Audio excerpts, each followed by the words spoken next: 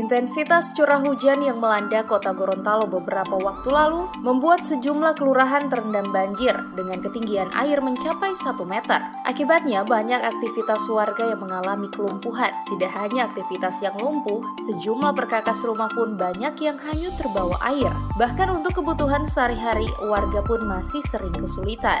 Untuk membantu memenuhi kebutuhan warga yang terdampak bencana alam banjir ini, Bupati Kabupaten Gorontalo Utara bersama organisasi perangkat daerah menyerahkan bantuan berupa bahan pokok, pakaian, hingga perlengkapan bayi kepada pemerintah Kota Gorontalo. Bupati Kabupaten Gorontalo Utara Indra Yasin menjelaskan, pemberian bantuan ini merupakan solidaritas sesama masyarakat Provinsi Gorontalo, di mana tidak hanya pemerintah Kabupaten Gorontalo Utara, sejumlah organisasi kepemudaan di Gorontalo Utara turut berpartisipasi dalam memenuhi kebutuhan korban bencana alam banjir di Kota Gorontalo ini. Menyerahkan bantuan banjir bandang yang melanda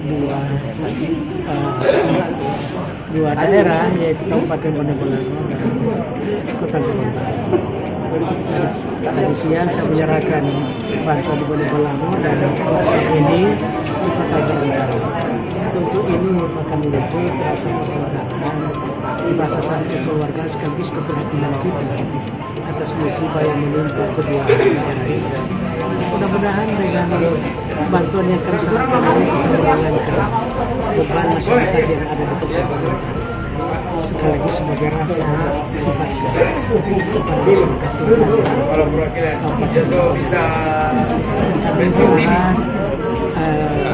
kejadian ini mudah-mudahan diberikan kesabaran kepada masyarakat yang terganggu.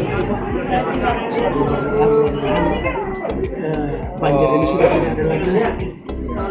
Kita dua yang kita tangani saat ini, corona dan juga dan ini kedua-duanya bisa dicabut dan Allah dari Gorontalo. Saya berharap.